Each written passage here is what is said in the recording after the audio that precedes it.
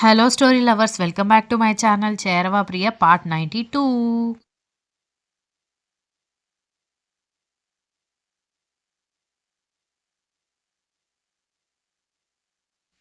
అత్తయ్య, ఇంక మేము కూడా ఇంటికి వెళ్తాం. మీరు ఇంకొంచెం త్వరగా ఈ విషయం మాకు చెప్పి ఉంటే ఈ పాటికి మామయ్య గారు ఇంటికొచ్చేవారు అని విజ్జు చెప్పడంతో, నేనేదో పనుండి వెళ్ళిపోయారని అనుకున్నాను, కానీ ఇలా అందరి మీద కోపంతో వెళ్ళిపోయారని అనుకోలేదు బాబు. ఆయన్ను వెతికి తీసుకొచ్చినందుకు చాలా థ్యాంక్స్ అని ఐశ్వర్య వాళ్ళ అమ్మగారు చెప్పడంతో, ఇందులో థ్యాంక్స్ చెప్పడానికి ఏముంది అత్తయ్య, నాకు తోచింది నేను చేశాను, వెళ్తానంటూ ఐశ్వర్య చేయి పట్టుకుని తీసుకుని వెళ్ళిపోయాడు విజ్జు.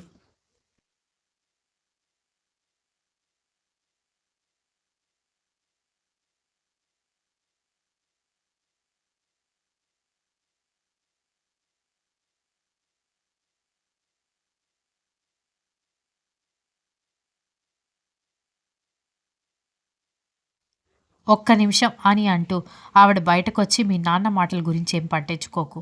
ఏదో అన్నాడని, ఆయన ఫీల్ అయ్యాడని నువ్వు ఆలోచిస్తే నీ లైఫ్లో నువ్వు హ్యాపీగా ఉండలేవు. అనవసరంగా మీ నాన్న గురించి ఆలోచించకు. ఆయన మూర్ఖత్వం గురించి మనకి చిన్నప్పటి నుంచి తెలుసు కదా అని ఆవిడ చెప్పడంతో, సరేనమ్మా, నాన్నగారు జాగ్రత్త, మళ్ళీ రాత్రిటైనా వెళ్ళిపోతారేమో అనగాని, ఇంక లేదులే, పడుకుంటారు అని చెప్పి ఆవిడ లోపలికి వెళ్ళిపోవడంతో ఐశ్వర్య విజ్జు ఇంట్లోకొచ్చేశారు.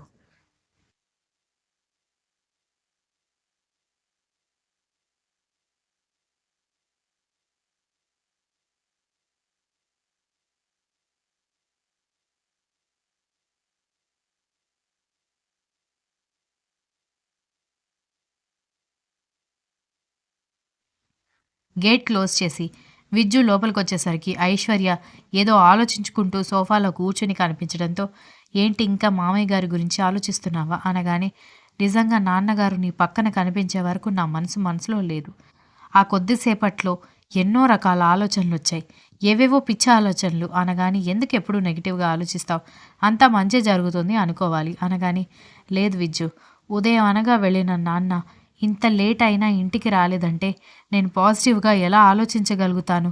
ఒకవేళ నాన్నగారికి ఏమైనా అయ్యుంటే జీవితంలో నన్ను నేను క్షమించుకోగలిగేదాన్ని కాదు అని అంది ఐశ్వర్య.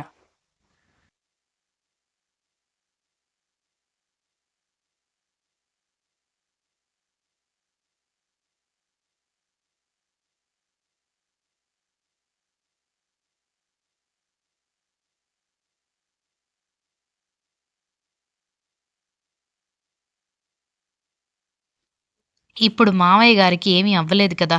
ఇంక అనవసరంగా నువ్వు ఆ విషయం గురించి ఆలోచించకుండా పడుకో అని చెప్పి హాల్‌లో లైట్ ఆఫ్ చేసి ఐశ్వర్యని తీసుకొని ఎళ్లి ఆమెకి బ్లాంకెట్ కప్పి గుడ్ నైట్ అని చెప్పి అతను కూడా పడుకున్నాడు.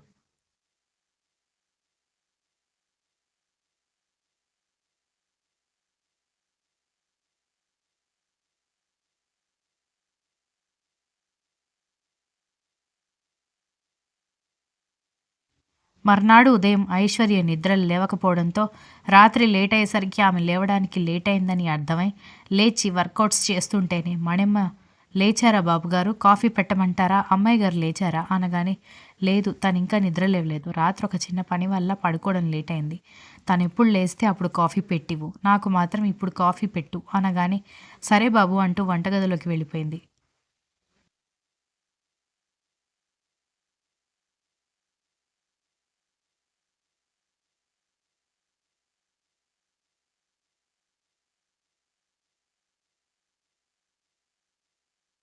విజ్జు వర్కౌట్ కంప్లీట్ చేసి ఆఫీస్‌కి రెడీ అయ్యి బ్రేక్‌ఫాస్ట్ చేసి వెళ్ళిపోతే, 10 గంటలకి నిద్రలేచిన ఐశ్వర్య వంటగదిలో శబ్దాలకి మణెమ్మ వచ్చినట్టుంది అని టైం చెక్ చేసి, ఏంటి ఇంతసేపు పడుకున్నాను, విజ్జు ఆఫీస్‌కి వెళ్ళిపోయినట్టున్నాడు అనుకుంటూ స్నానం చేసి బయటకొచ్చేసరికి, లేచారా అమ్మాయి గారు, బ్రేక్‌ఫాస్ట్ రెడీగా ఉంది చేసేయండి, నేను ఈలోపు ఉతికిన బట్టలు ఆరేసొస్తాను అనగానే, విజ్జు వెళ్ళిపోయి ఎంతసేపు అవుతోంది అనగానే, 2 గంటలు అవుతోందమ్మా అంటూ వెళ్ళిపోయింది పని మనిషి.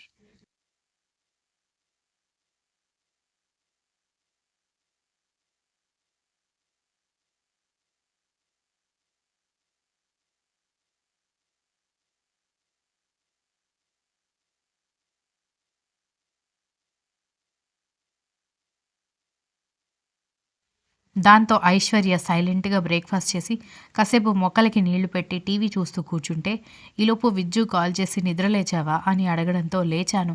బ్రేక్‌ఫాస్ట్ చేశాను. మొక్కలకి వాటర్ కూడా పోశాను అనగానే "పర్లేదే, అరగంటలో అన్ని పనులు చేశావు. రాత్రి జరిగిన విషయాల గురించి ఆలోచించకుండా కాసేపు మైండ్ డైవర్ట్ చేసుకోవడానికి ఏదైనా బుక్స్ చదువు. నీకోసం బుక్స్ ఆర్డర్ ఇచ్చాను. మరొక అరగంటలో వస్తాయి" అనగానే "ఇంత త్వరగా వస్తాయా?" అనగానే "నా ఫ్రెండ్‌కి ఒక బుక్ స్టోర్ ఉంది. షాప్‌కి వెళ్లి తెచ్చుకోలేని వాళ్ళు ఆర్డర్ ఇవ్వచ్చు. మనకి కాబట్టి వాడు ఇంకా త్వరగా డెలివరీ చేస్తానని చెప్పాడు" అని విజ్జు చెబుతూ ఉంటేనే డెలివరీ అని గొంతు వినిపించడంతో "మణిమ్మ, బుక్స్ వచ్చినట్టున్నాయి. తీసుకో" అని చెప్పింది ఐశ్వర్య.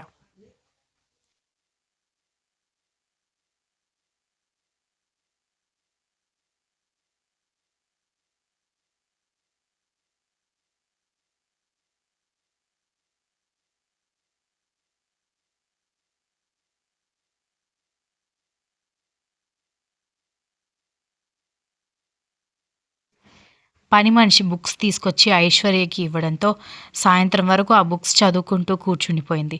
సాయంత్రం మళ్ళీ మొక్కలకి నీళ్లు పెట్టడానికి బయటకొచ్చినప్పుడు వాళ్ళమ్మ బయట కనిపించడంతో వాళ్ళ నాన్నగారు బయట లేకపోవడం గమనించి "అమ్మా" అని పిలవడంతో "ఏంటమ్మా?" అని అడిగేసరికి "నాన్నగారు ఎలా ఉన్నారు?" అని అడగడంతో "బాగానే ఉన్నారు. అప్సెట్‌గా ఉన్నట్టున్నారు. ఈరోజు ఆఫీస్‌కి వెళ్ళలేదు" అనగానే "సరేలే, జాగ్రత్త" అని చెప్పింది ఐశ్వర్య.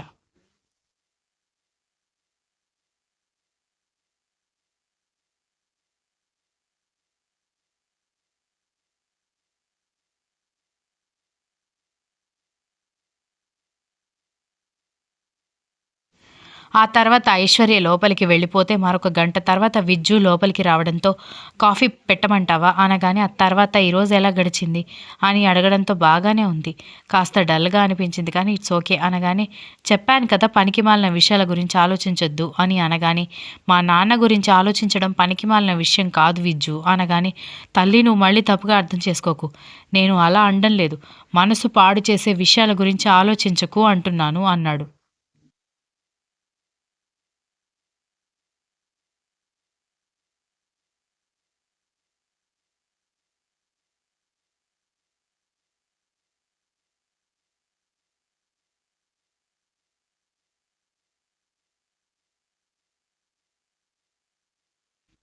సరే, నేనేమీ ఆలోచించడం లేదు కానీ, నువ్వెళ్ళి ఫ్రెష్ అయ్యి రా పో. నేను కాఫీ పెట్టి తీసుకొస్తాను అని చెప్పింది ఐశ్వర్య.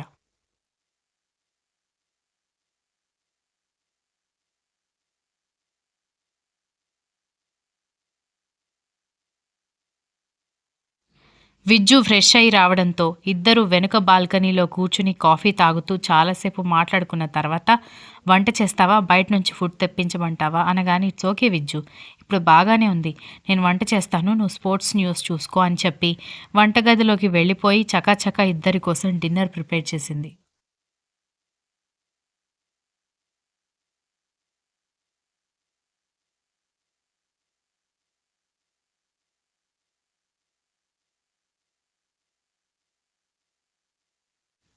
ఆ తర్వాత ఇద్దరూ కలిసి డిన్నర్ చేశాక, ఇద్దరు బెడ్‌రూమ్‌లో ఒకరి కౌగిలిలో ఒకరున్నప్పుడు, "విజ్జు, మనం అన్నయ్య వాళ్ళ పెళ్ళికి వెళ్ళాల్సిన అవసరం లేదు" అనగానే, "ఏం మాట్లాడుతున్నావు నువ్వు?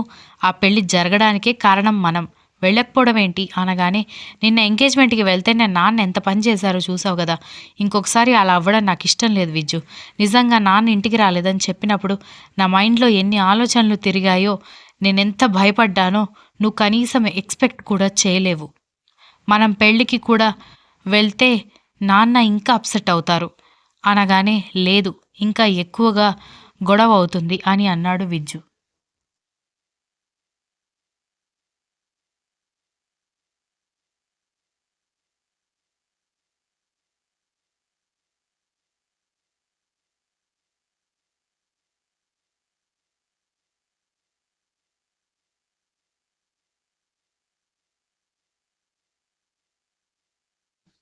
ఎందుకవుతుంది అని ఐశ్వర్య అయోమయంగా అడిగేసరికి ఎందుకవ్వదు?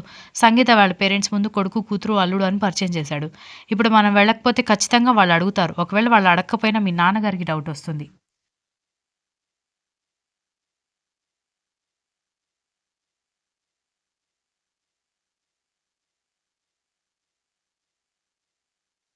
దానివల్ల మనమంతా కష్టపడి చేస్తున్న మీ అన్నయ్య పెళ్లి ఆగిపోతుంది. అవసరమా ఇదంతా అనగానే, మనం వెళ్తే మా నాన్న హర్ట్ అవుతారు. ఆయనకి మనం వెళ్ళడం నచ్చదు కదా! అని అంది Aishwarya.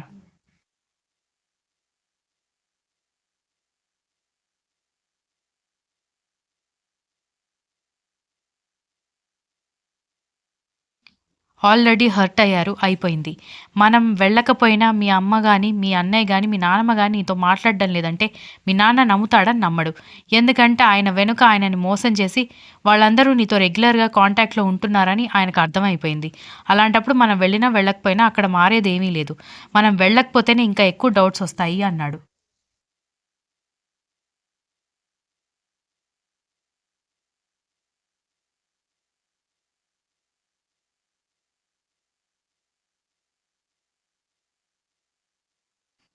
Continues. If you like this story, please like, share, comment, and don't forget to subscribe.